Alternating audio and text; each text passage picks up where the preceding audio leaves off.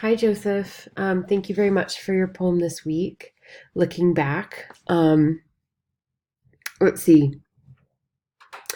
You ask about your ending and what I would do differently, and then anything that you would change or add to this poem. So I actually think the first three stanzas um, can stand on their own. I don't think you need this fourth stanza. I feel like this last stanza is trying to tie a bow, right? Like tie a neat little bow on the end of the poem. And I just don't think you need that bow. So, what I would recommend is just cutting this last stanza and letting these three stanzas just shimmer on their own.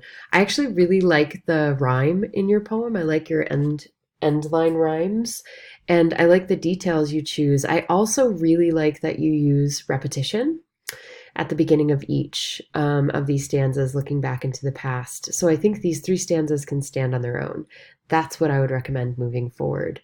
I did want to take the opportunity to mention that next week is our final portfolio, so please take some time this week to review the requirements of that.